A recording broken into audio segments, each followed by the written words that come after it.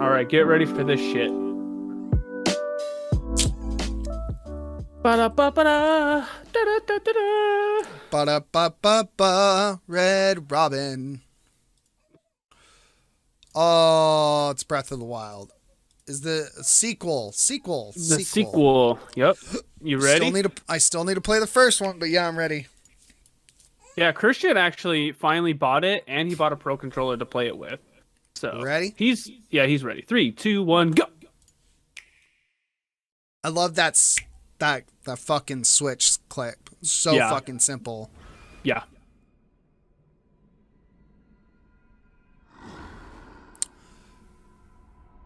I'm getting some Okami vibes right now.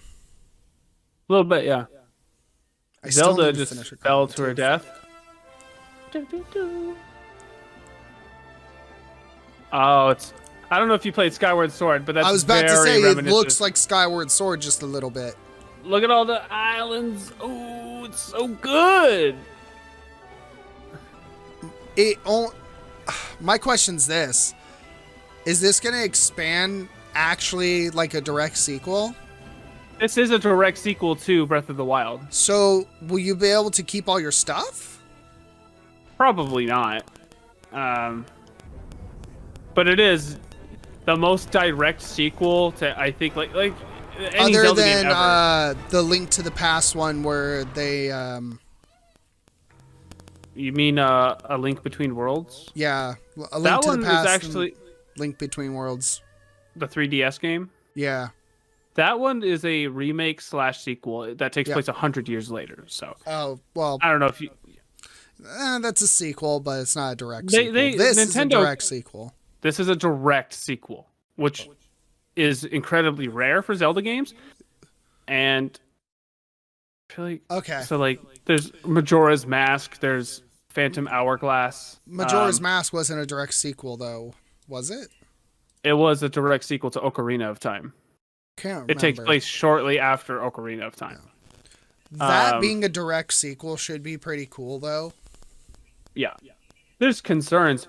Like, as soon as I saw this trailer, I'm like, oh, if they're going to expand the sky, then there's no way. There's no way that they're going to give us expanded ocean play.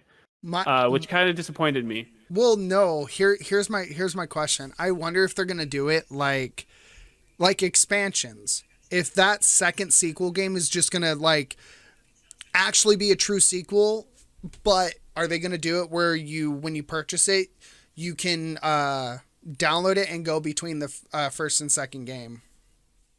No. Like I don't think that's going to be the case.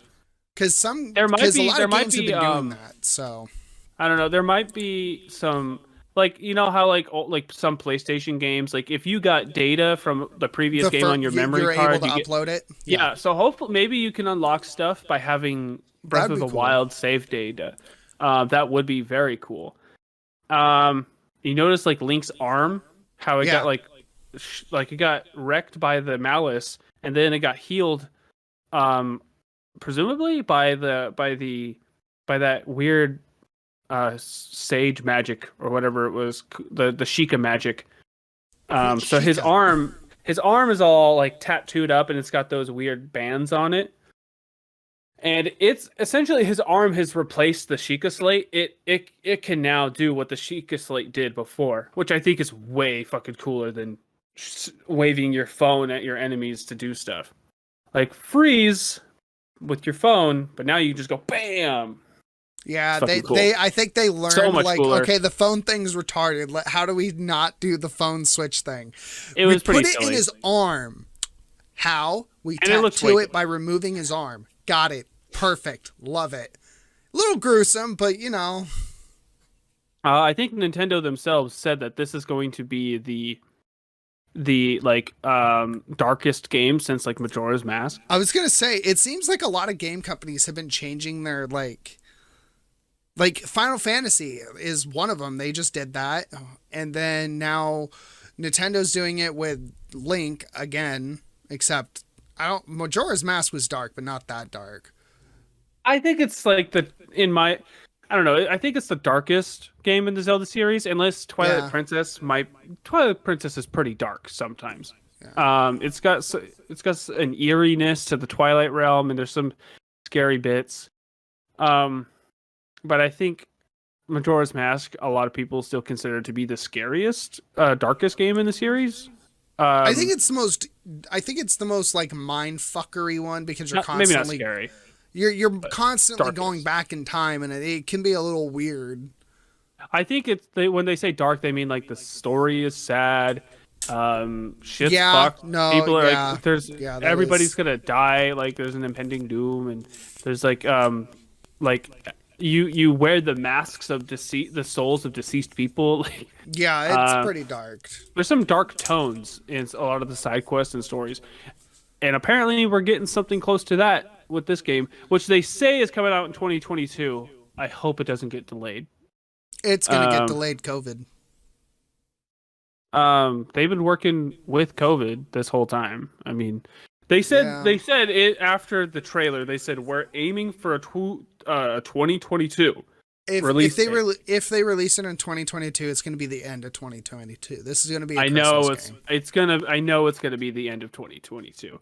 Yeah, that's why I just don't. I don't. I've been waiting for Hytale because they said it was like there was a post like forever ago that it was supposed to come out at the second to third quarter of the year of 2021, but I'm just like, I don't think it's going to happen this year. That's the Minecraft-ish one, right? Yeah. Yeah. Okay. We watched a trailer for it a while ago. Yeah. Did you ever play Skyward Sword? No, I watched some other people play it, and I watched some of the gameplay. I like it. It looks good. It was one of the ones I wanted to play. I've played it multiple times on the Switch. I mean, on the Wii, and I really like it. I don't think it's not high up there on my Zelda games. It's actually pretty low because like I don't mind linear games, but I don't really like my Zelda games being super linear. And it's probably the most linear Zelda game. From what I saw, it didn't seem that linear, to be honest. It seemed more. No, it's incredibly linear. It's the most linear Zelda game. See, there's like these 3 major areas that you can explore, but the story, none of them are connected. Like Zelda worlds are all connected. But the only way you can get from these 3 areas is you have to go back up into the sky, fly over, drop down. The 3 areas on the bottom don't connect in any way. They're these big open areas. And they change over time a little bit. You have to revisit all of them. And so like the forest area, it's this big forest area. It's pretty cool. But the second time you visit it, it's completely underwater. And that was actually pretty cool. Well, from what I saw, I watched Game Grunts play through, and it seemed relatively like, do what you want, go to this area, grab this, and then you might be able to go to this other area. So that's how I was seeing it. After playing it multiple times, it is the most linear Zelda game. Really? Yeah, super linear. But it had probably one of the better stories with some good characters. So that's the benefit of having linear stories. You can tell stories and develop characters. You can do that with open world games, but the linearity helps tell stories. But it was super linear, and I wasn't crazy about it. But the gameplay, like I really liked playing with like the motion controls. And my dream has been to replay Zelda with no cord in between my fucking controllers. And I finally get to do that now. It's going to be open and free, and it's going to be amazing. You want VR. You want to fucking sit there and be Link. You're like, I can fucking sling the goddamn shit. When I beat the game, it felt so cool. You do a duel with Demise, the Demon King. He's like, do you know Demise? I didn't make it that far. I don't like spoiling endings. Because I do want to eventually, like I have I'm still playing through Okami slowly. I haven't beaten it yet, but I'm almost there. I won't spoil it for you because I wasn't sure if you were ever going to get to it. You don't even have a Switch. I have a list of games. I haven't even played Skyrim, but I'm going to. Like I downloaded it.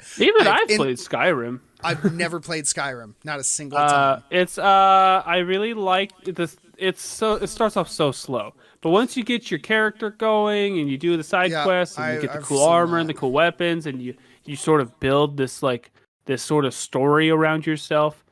Um, like I was the Nightingale. I wore the Nightingale armor and I had this epic sword and there was all these amazing tales about me by the time I reached the end of the game. And I never did all the DLC. Taylor has played. She owns Skyrim. She got it on the PS3, the PS4, the PC, and the Switch. She's bought it multiple times over the years. Hilarious. I haven't played it once. I'm waiting to play it. So when I hit a viewership, so I've decided this a long time ago, whether it happens or not, determines on me. But when I eventually hit a certain viewership on Twitch or YouTube, I plan on doing a Twitch live stream of all the way through Skyrim. I'm only going to play it for live and just do my whole experience live that way because it's such a big game. Everyone that I've ever seen has been like, this is the game to play. You must play this game. So it's a good game. I liked it. You sure you're gonna play like Elder Scrolls 6 is probably gonna be out by the time you actually get around to Skyrim. Yeah, that's fine to me. I don't care. All right. But yeah, dog, you need to get a Switch. So you can play Breath of the Wild, Breath of the Wild 2, and Skyward Sword. I'll just steal Robert's. Link's there you go.